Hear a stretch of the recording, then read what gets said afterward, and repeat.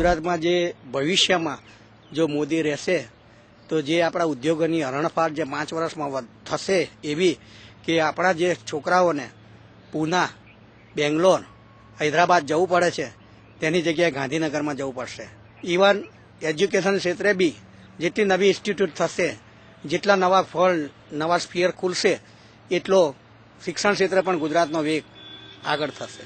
જે કચ્છ, મહેસાણા એ સાઈડે જે ફેરવવા જે પ્રયત્ન કર્યા છે તે પણ પ્રશંસનીય છે. મોદીની ટેન્યુઅરમાં એમને જે આતંકવાદ માટે પગલાં લીધા છે તો તેનાથી આપણે કહીએ કે કોઈ શિક્ષક એકદમ કડક હોય તેની સામે કોઈ તોફાન કરતા ખચકાય, તેવી જ રીતે આ મોદીએ એવી ધાક બેસાડી છે કે આતંકવાદ ગુજરાત સામું જોતા પણ વિચાર કરે. ફરી આવશે તો ચોક્કસ વિકાસ વધશે. જે 5 વર્ષમાં એમને વિકાસ કર્યો છે તે ચાલુ જ રહેશે અને બીજા બધા પક્ષોએ તેમને ગુજરાતના હિત ખાતર સપોર્ટ આપવો જોઈએ. ગુજરાત જીતેગા.